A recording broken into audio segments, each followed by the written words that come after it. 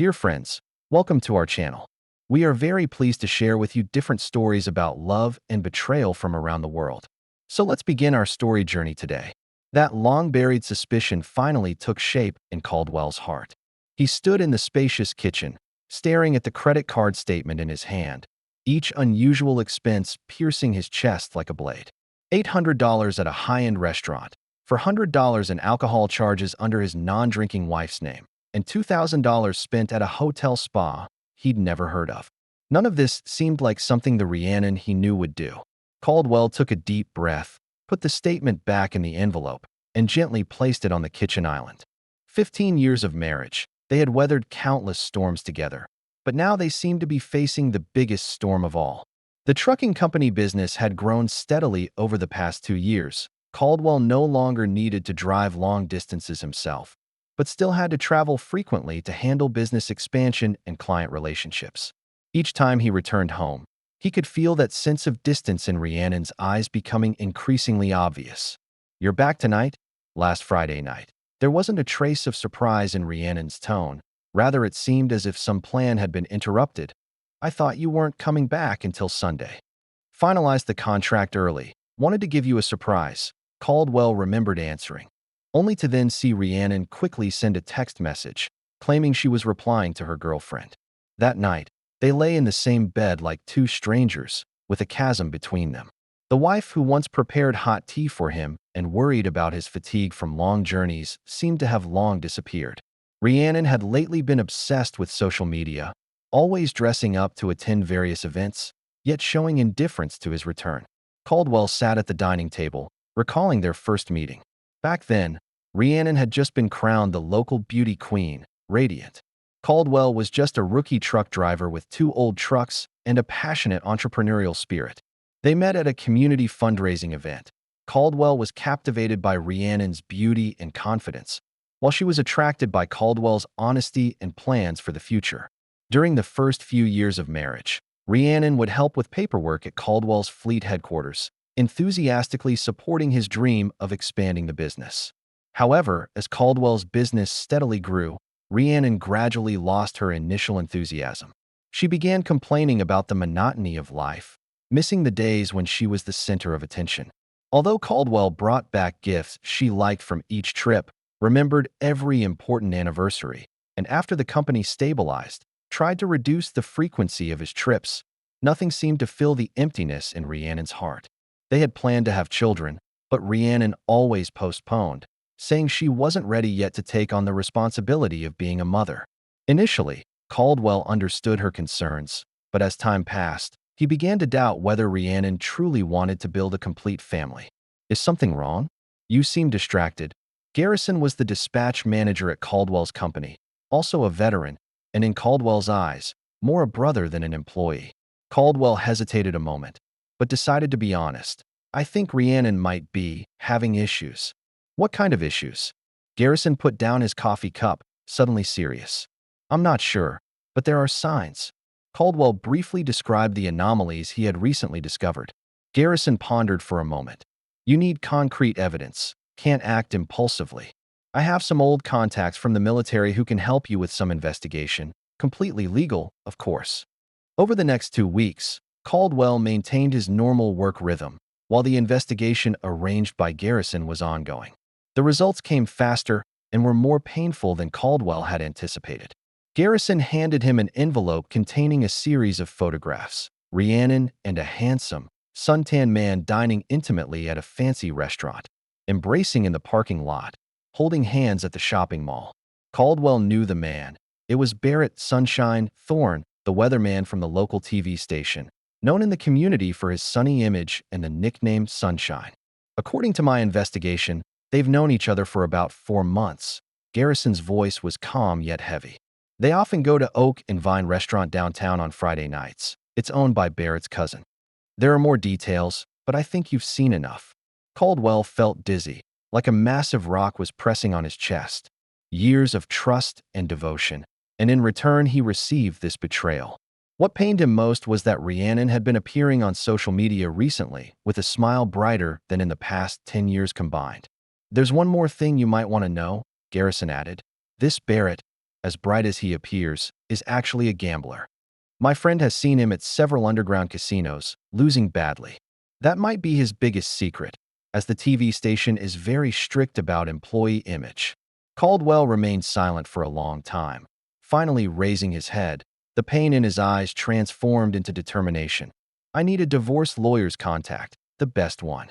3 days later, Caldwell received detailed legal consultation and prepared divorce application documents. Based on the information provided by Garrison, Caldwell knew exactly when Rhiannon and Barrett's next date would be. This Friday at 7 o'clock, still at that Oak and Vine restaurant. When Caldwell was alone at home, he discovered several sets of high-end outfits he'd never seen before in Rhiannon's closet, and new perfume had appeared on her dressing table. The frequency of withdrawals from the bank account had noticeably increased in recent months, and Rhiannon's explanations for this were always vague. Caldwell couldn't help but recall the love in Rhiannon's eyes when they got married. That had been the happiest moment of his life, now turned into the most painful memory. Rhiannon had once accused Caldwell in an argument of being too focused on his career and neglecting her feelings. In fact, Caldwell always made sure to stock the refrigerator before each trip, scheduled cleaning services, and even canceled an important meeting to rush back and surprise her on her birthday. He remembered all the details Rhiannon loved, the tea she enjoyed, the flowers she adored, the restaurants she preferred. But all of this, in her eyes, seemed to pale in comparison to the freshness and attention Barrett gave her. Back then, being a beauty queen, Rhiannon had chosen an ordinary truck driver instead of the many wealthy suitors among her pursuers, which surprised many people. Rhiannon had told Caldwell she loved his sincerity and reliability. Now, when Caldwell had a stable business and could provide a better life, Rhiannon had turned to another man. "Are you sure you want to do this?" Friday afternoon, Garrison asked. "Once you start, there's no going back." Caldwell looked at the divorce papers in his hand, his gaze determined. The most important thing in a marriage is trust. Once betrayed, it can never be recovered. "I can't pretend it didn't happen, nor will I forgive her." Garrison patted his shoulder. "I support your decision. The car is ready. We can leave whenever you want." Meanwhile, Rhiannon was at the city's most exclusive beauty salon getting her final preparations. Her hairstylist, while unwrapping the curlers, exclaimed admiringly, "Do you have a special date tonight? You look extraordinarily beautiful." Rhiannon responded with a smile. "Yes, a very special date." There was a gleam of excitement in her eyes, not noticing the fine wrinkles that had already appeared at the corners. 15 years ago, she was the beauty queen who captured all eyes in the city, the intoxicating sensation of having all spotlights on her. Although life after marriage was stable, that feeling of being admired by everyone gradually disappeared, replaced by daily monotony and Caldwell's increasingly frequent business trips. 4 months ago, Rhiannon participated in a fundraising event as a volunteer for a local charity organization. Barrett from the TV station attended as a celebrity guest and hosted the auction segment. When Barrett learned that Rhiannon had been a beauty queen, his eyes showed clear amazement and interest. After the event, he added Rhiannon on social media and began frequently liking and commenting on her photos. At first, Rhiannon just viewed this as normal social interaction. But as the communication deepened, Barrett's compliments and attention made her rediscover that feeling of being valued. He would send messages late at night, praising her beauty and wit, would remember preferences she mentioned casually, would send flowers and sweets when she was feeling down. These small details made Rhiannon feel that she was no longer just a housewife forgotten by time, but once again that girl at the center of attention. Caldwell, in his busy work, perhaps never noticed that Rhiannon had also tried to reintegrate into his life. She had suggested going on vacation together, but Caldwell postponed it due to his busy work schedule. She had proposed returning to work, but Caldwell feared she lacked experience and dissuaded her. She had hoped they could try new hobbies together, but Caldwell's travel schedules always conflicted with the activities. Gradually, Rhiannon stopped making these suggestions and turned her attention to social media and volunteer activities, seeking alternative sources of recognition. When Barrett appeared in her life, Rhiannon felt as if she had been reborn. Their relationship started with simple text messages, advanced to secret meetings, and finally became irresistible. Reason told Rhiannon this was wrong, But the emotional satisfaction convinced her time and again to see him one more time, one more day. At 6:45 in the evening, Rhiannon walked into Oak and Vine restaurant, where Barrett was already waiting at their usual corner table. This spot offered both views of the outside and some privacy, making it their first choice for dates. "You look stunning tonight." Barrett stood up to pull out her chair, his eyes full of admiration, as if you're attending an awards ceremony. Rhiannon smiled. "I just wanted to feel good today. Caldwell is away on business again. The house feels especially empty lately." Barrett took her hand. "You know how much I wish I could see you every day, not sneaking around like this." Rhiannon looked at Barrett with a complex expression. "What we're doing? Sometimes I wonder, what are we really doing? We're pursuing happiness." Barrett's eyes became serious. "I've never felt this way about anyone else, Rhiannon. I know the current situation is complicated, but I believe we can find a solution." Rhiannon shook her head slightly. "I'm not sure. All of this doesn't feel right." "Don't think like that," Barrett said quietly. "Let's not think too much tonight. How about we order a bottle of champagne to celebrate? The station gave me a new segment today. Ratings are likely to rise." Rhiannon nodded, watching Barrett gesture to the waiter to order. Barrett was always like this, knowing when to advance or retreat, when to make her happy. He understood how to please a woman, how to make her feel like the center of the world. Deep in her heart, Rhiannon knew this relationship couldn't last, but at this moment, she chose to immerse herself in this fleeting happiness. Meanwhile, Caldwell and Garrison's car stopped in the parking lot across from the restaurant. Through the window, they could clearly see Rhiannon and Barrett sitting by the window.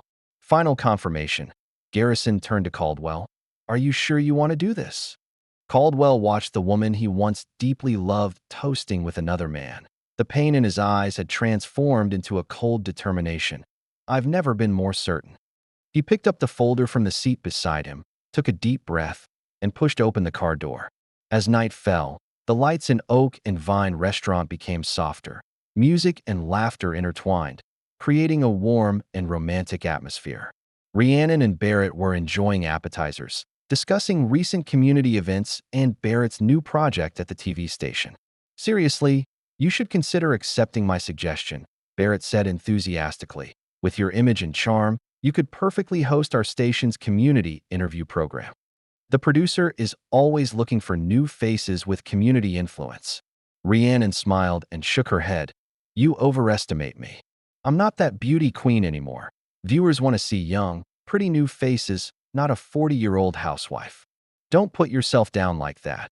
Barrett's gaze was sincere and focused. "You're much more attractive than those 20-something girls. Besides, experience and maturity are the real attractions." Rhiannon was about to respond when she noticed movement at the restaurant entrance. Her smile froze on her face because she saw a figure too familiar. Caldwell. Wasn't he supposed to be away on business? Why was he here? More importantly, he looked grim, with a coldness in his eyes she had never seen before. "What's wrong?" Barrett noticed the change in Rhiannon's expression and followed her gaze, immediately freezing as well. Caldwell strode toward their table, each step like a blow to Rhiannon's heart. The other diners in the restaurant seemed to sense the tension in the air, and conversations gradually diminished. Rhiannon realized that many people around them knew who they were. Caldwell was a well-known local businessman.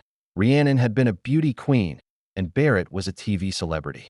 This scene would soon become the talk of the entire town. Caldwell stopped in front of their table, looking down at the couple. He didn't shout or cause a commotion, but with unexpected calmness took out a folder and placed it on the table. "Sign it." Caldwell's voice was deep and firm, his gaze fixed on Rhiannon. "It seems you still prefer living in the spotlight." Rhiannon's hand trembled slightly, unable to speak. She recognized that folder. It was a divorce application.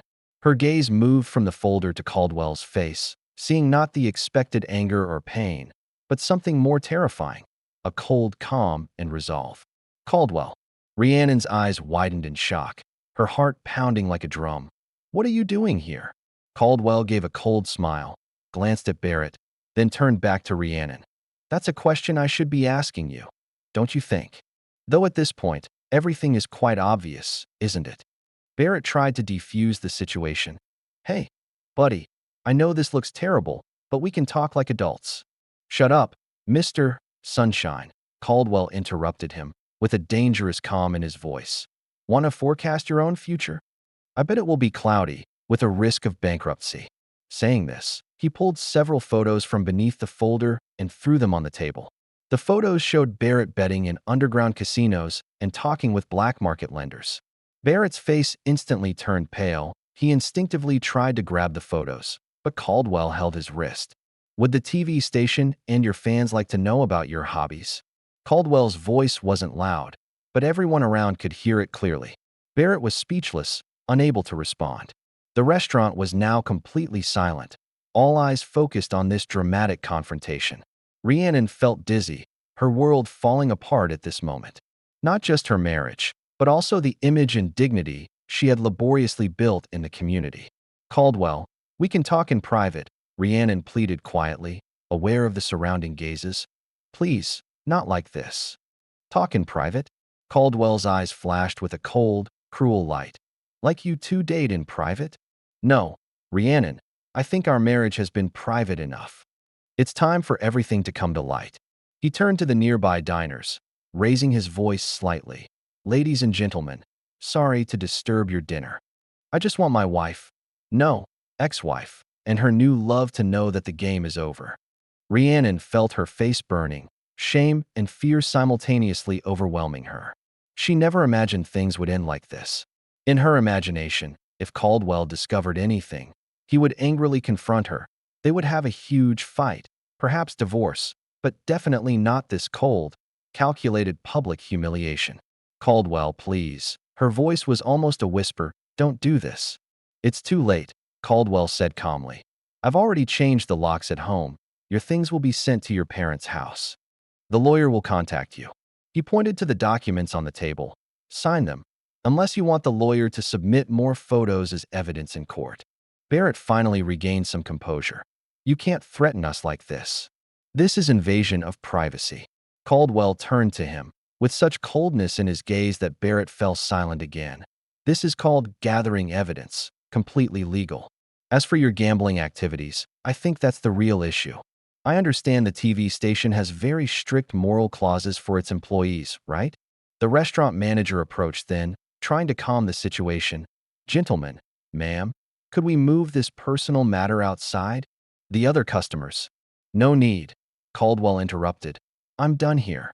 He looked at Rhiannon one last time, the emotion in his eyes complex and indecipherable. I wish you happiness. With that, Caldwell turned and left, leaving a deathly silence in the restaurant. Soon after, whispers rose like a tide, and camera phone flashes constantly flickered. Rhiannon realized that all of this was being recorded and would soon spread on social media. We need to leave here, Barrett whispered, trembling hands taking out his wallet to pay the bill. The waiter brought the check. Barrett passed his credit card, but was told it had been declined. Embarrassed, he tried another one, with the same result. Damn, he cursed. I used these cards earlier today. They should work. Rhiannon silently took out her own card, completing the payment under the waiter's sympathetic gaze. Her heart was completely numb, as if viewing the world through frosted glass, everything blurry and distant. After leaving the restaurant, they stood in the parking lot, enveloped in an awkward silence. Barrett constantly checked his phone, his expression growing increasingly grim. It's already started. He passed the phone to Rhiannon to see the screen. Someone has already posted the video on Twitter. Rhiannon looked at the phone screen and felt nauseated. The confrontation in the restaurant had been fully recorded, and the comments section was already filled with various speculations and mockery. Those photos, how did he get them? Barrett mumbled, more to himself than to her. If this reaches the station. Rhiannon then realized that Barrett's concern was entirely focused on his reputation and job, not on their relationship or her situation. This discovery both hurt and angered her. So what you're most worried about now is your job?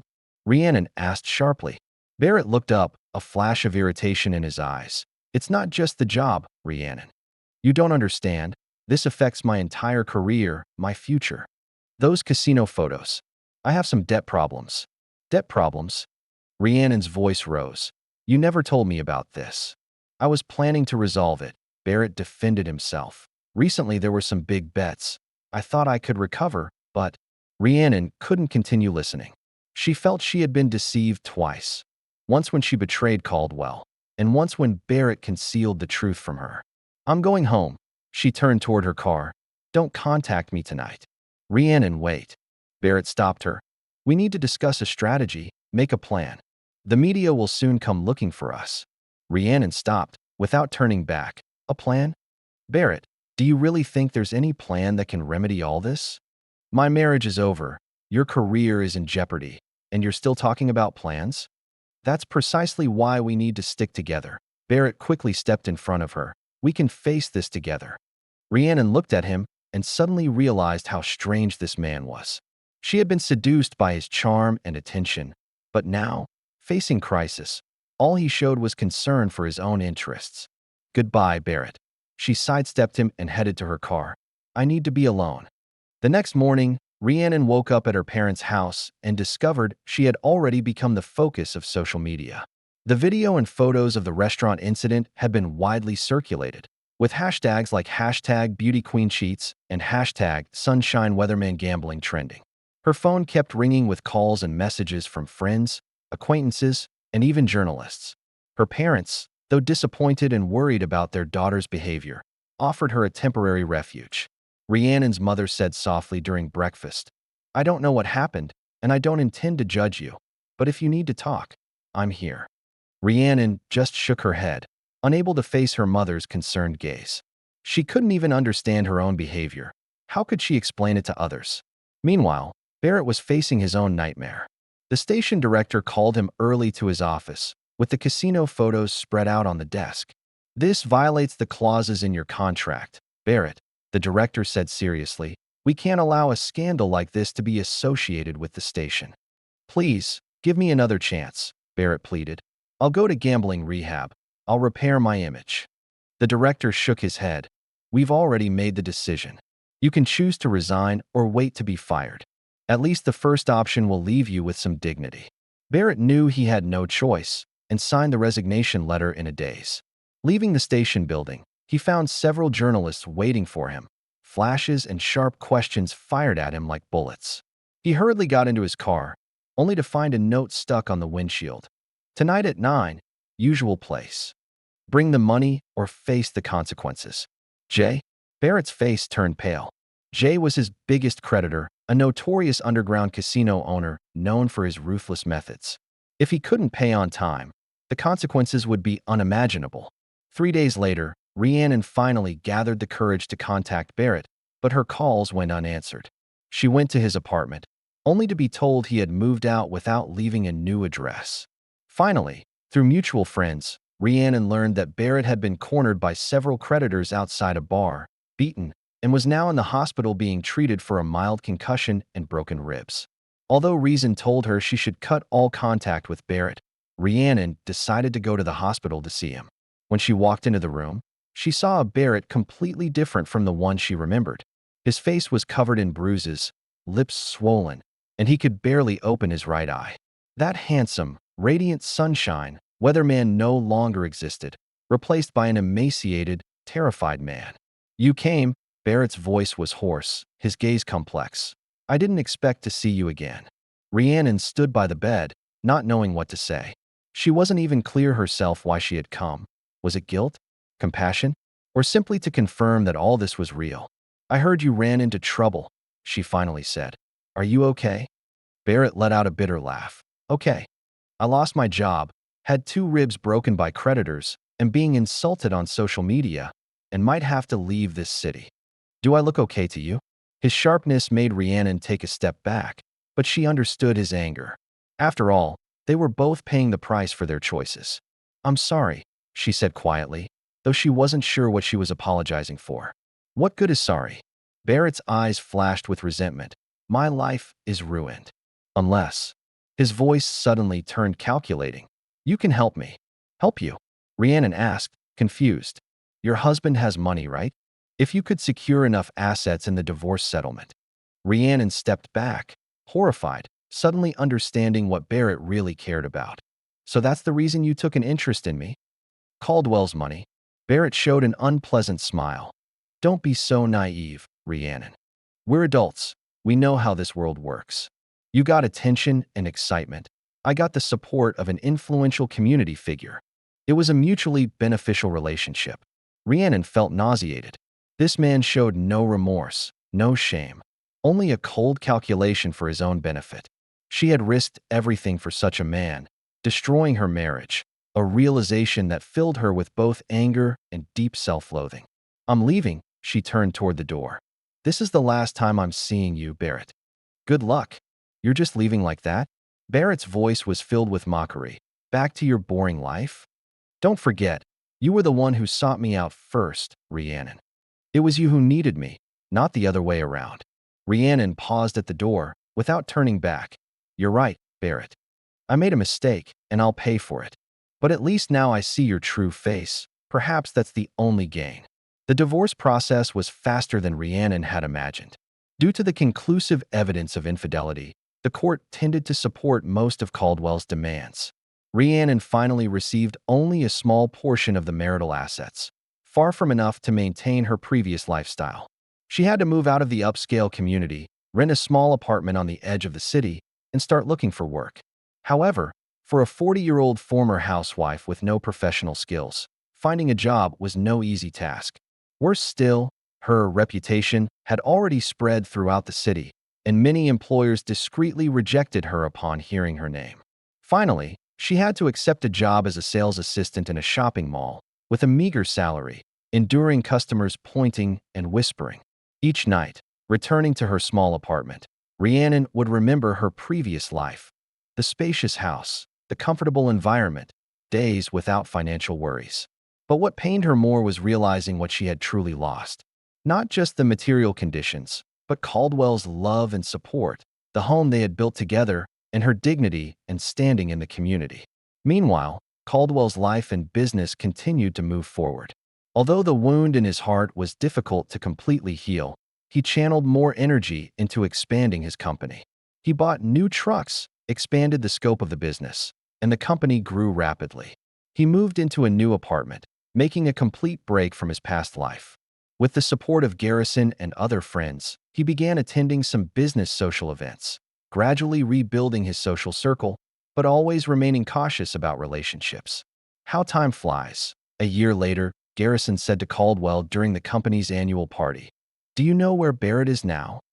Caldwell shook his head. "I don't know, nor do I care. They say he left a lot of debts and escaped to Florida, where he works as a resident singer in a small bar." Garrison took a sip of champagne. Far from the glorious days as Sunshine the Weatherman, it's rumored he developed a problem with prohibited substances after that beating. "That was his choice," Caldwell responded calmly. "Everyone must take responsibility for their decisions."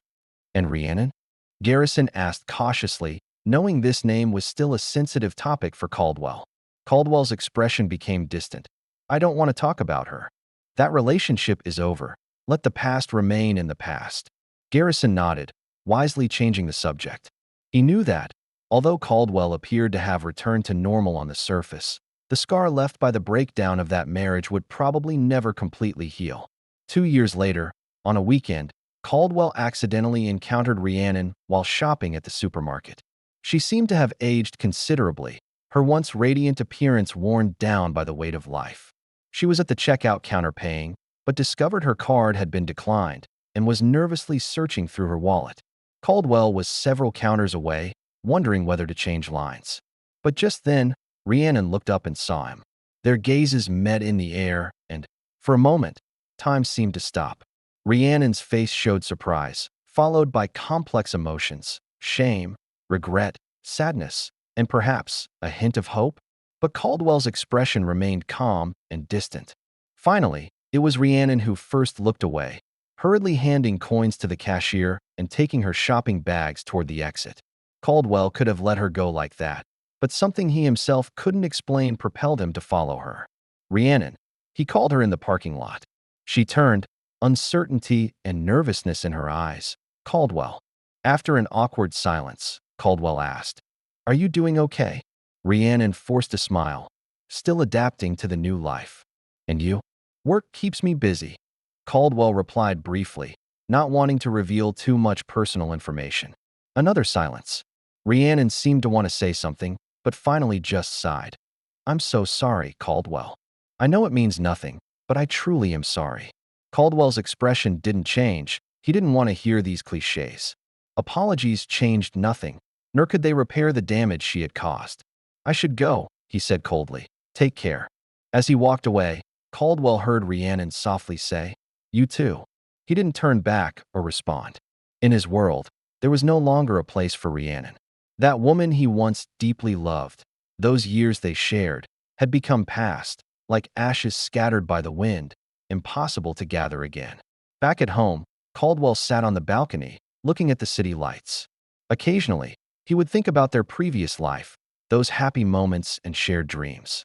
But whenever these memories arose, they were always followed by the scene from that night in the restaurant, that pain and anger of betrayal. These emotions had become part of him, reminding him not to trust easily again, not to place his happiness in others' hands. Barrett's life in Florida didn't improve either. After losing his job at the TV station, his career plummeted.